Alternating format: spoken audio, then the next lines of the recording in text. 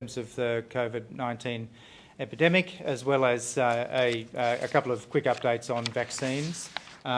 So firstly, the numbers for today. So we have had some new cases. We know that there is this ongoing cluster of cases in Melbourne related to the Holiday Inn. There's 2 extra cases have been announced just in the last short period from Victoria. They are both household contacts of quarantine hotel workers. They were already in quarantine themselves, and so there is no added risk to the community. I've spoken on several occasions in the last couple of days with my Victorian counterparts, and I'm very confident that they're doing what they need to do in terms of identifying exposure sites and putting that information out to the community. And again, that strong message, if you're in Melbourne right now, anywhere in Australia, but particularly in Melbourne, any symptoms at all, please get tested. If you have been to one of those exposure sites, it's all listed on the Department of Health and Human Services website.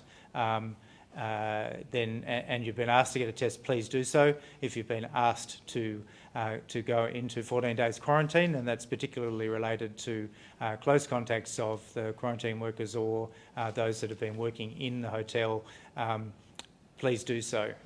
So far, other than those 2 household contacts, there are many negative tests so far, so that's good. We're at day 7 now of that incident of the use of a nebuliser in a particular room on a particular floor of the Holiday Inn hotel. All of the cases so far have been related to that floor, either staff that have gone to that floor or other guests in the hotel on that floor. So I'm absolutely confident it was a single event. That hazard has been removed.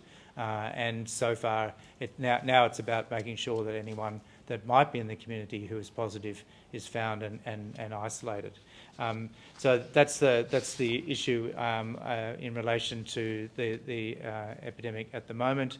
So there's now 10 cases in that cluster. The 3 original overseas people that have come from overseas, a family, then the other guests, as well as the staff, plus these 2 new household contacts.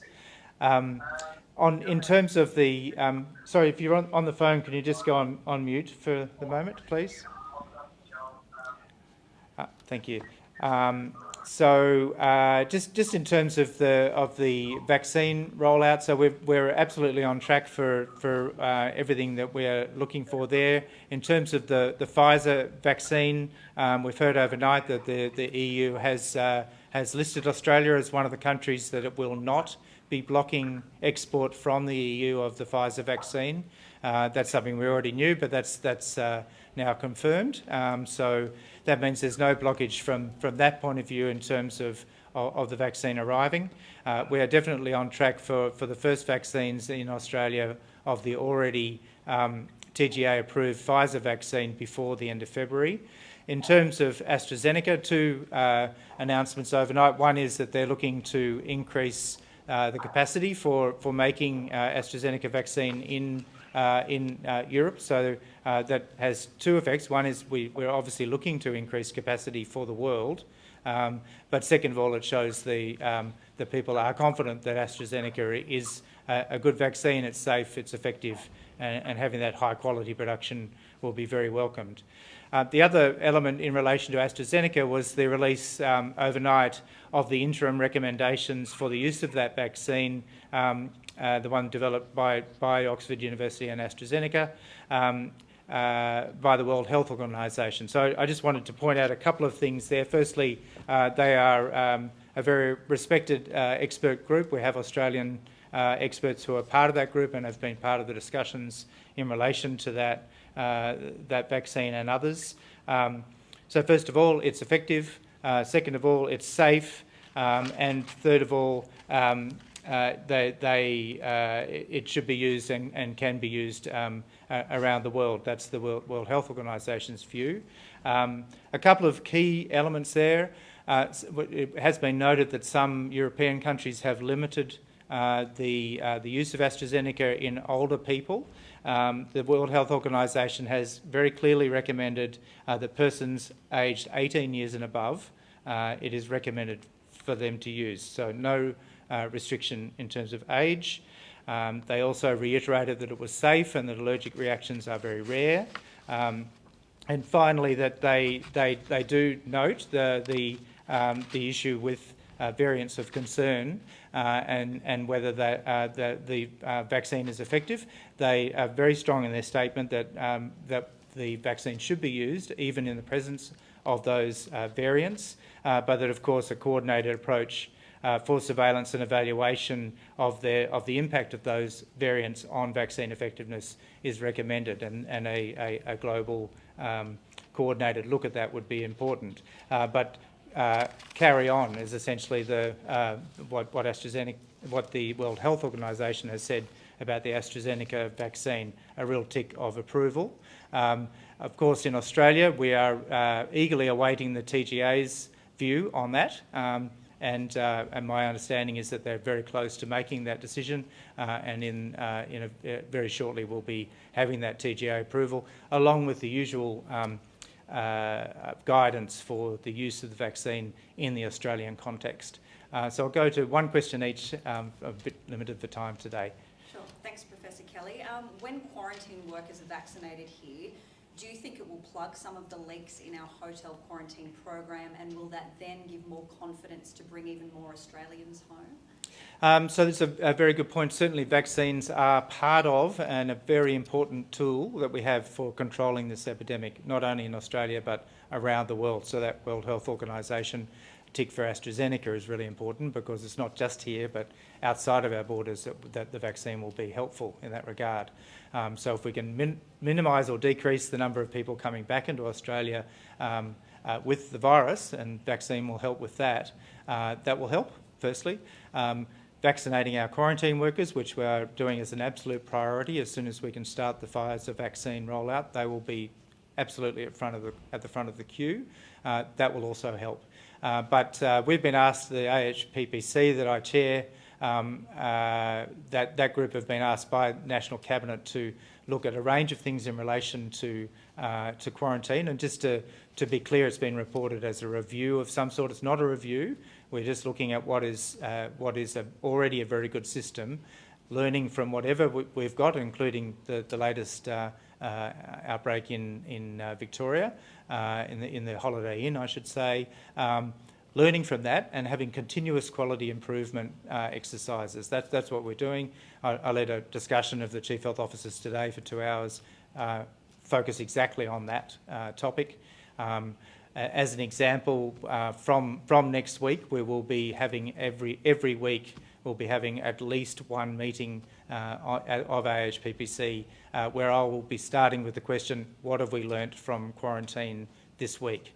And we'll be sharing those learnings and making sure that ties into that continuous quality improvement. So vaccine, yes, very important, but there's other things we're also looking at.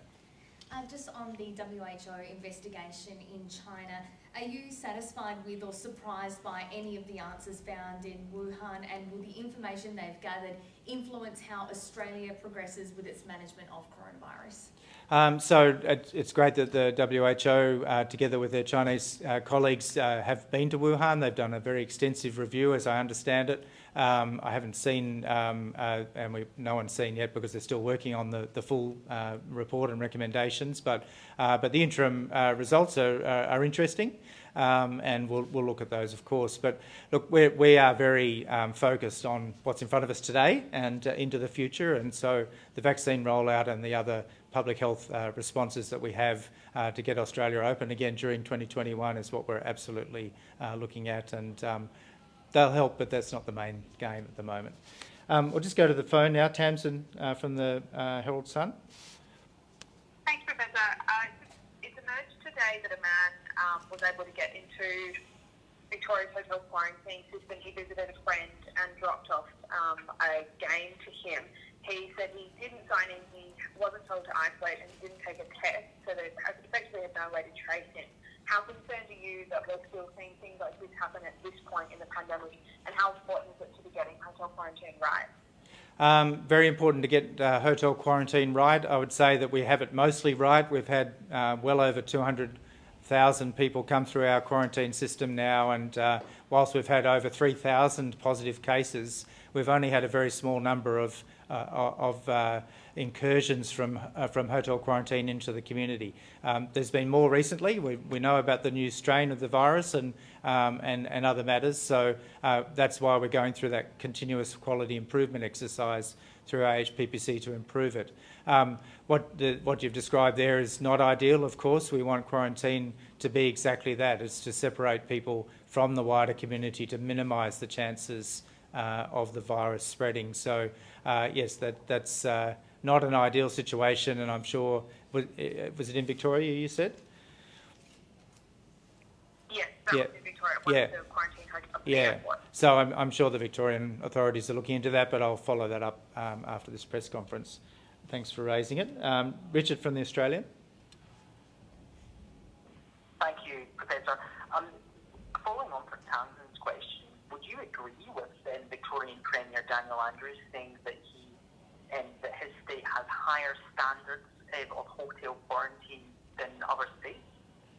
They have a high standard of hotel quarantine. I'm not going to get into state rivalries, but as I said, the AHPPC is looking at all of the quarantine arrangements, right from people before they leave the country of origin through the whole system, and after they leave hotel quarantine, to see what if anything we can improve.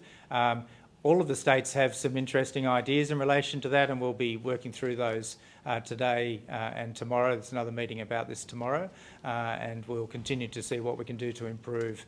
And I'll leave state premiers to talk through those suggestions. David from the ABC. Oh, hi, Professor. Participant has left the group call.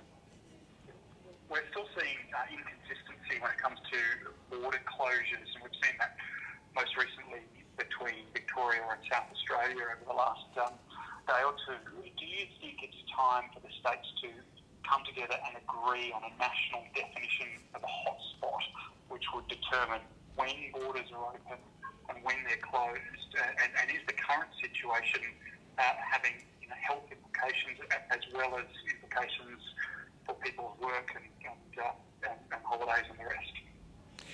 So there's a number of pieces to that one question, but let's start with the hotspot. So, firstly, border closures. So I think it's I would turn that on its head to say that Tasmania, Queensland, New South Wales, ACT have not closed their border. The NT has essentially said something similar to the other states, to say that if Victorian authorities are saying that you should be quarantining for 14 days, if you've come from Victoria and you're in that category, you should do the same in the NT.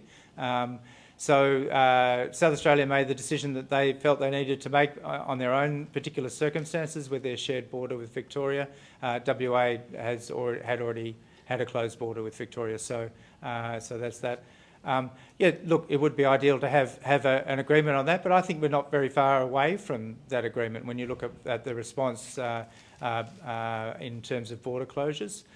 In terms of proportionate responses, again, I think Victoria hasn't closed down the whole of Melbourne and hasn't actually closed down anything. It's been looking at that testing, tracing and isolation, getting to the bottom of the issues in hotel quarantine. They've been very proportionate.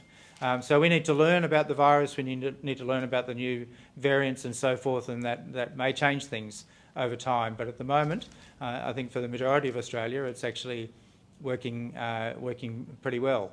In terms of what that does, border closures and so forth in relation to upsetting people's economic or social lives, yes, that is an issue, and that's why at National Cabinet last week, the Prime Minister, the Premiers and Chief Ministers agreed to set up a specific group led by Phil Gaetjens, the Secretary of the Department of Prime Minister and Cabinet, to look exactly at that. What can we learn about the vaccine rollout and the economic and social effects of the virus in Australia in 2021 in this new year with these new issues, particularly about in the context of the vaccine rollout. So we're looking at all of that, and there'll be more announcements about that as decisions are made. We'll be coming back to National Cabinet with information around that on the health, economic and social issues. Claire's last on the Daily Telegraph. Thanks, Professor. Just with regards to the idea of having a vaccine certificate, do you think it's possible, or would you support restrictions potentially being eased based on the commitment to use that certificate to grant access? So, for example, we have QR codes now. If businesses were putting in policies to check if people had a vaccine certificate, would that potentially open them up to allow more people in, for example, or have more higher risk closer contact activities? Look, it's certainly been something that's been discussed widely, and let's see how that progresses, that discussion. But for the moment, I think it's very important to realise this. The initial phases of the vaccine rollout will be aimed at those priority groups, the ones that are at most risk of exposure, and that's particularly those working at the borders, but also our frontline healthcare workers. And then there's the second group of those that are at highest risk of getting severe disease, and that's our elderly, particularly those older Australians that are in residential aged care and disability care and their carers. So that's our first priority. As the vaccine goes into the more general community, then these sort of things could play out. But it's certainly something that's being discussed, and we'll be working through that as the vaccine comes to Australia first and gets started in a very short period. Thanks very much.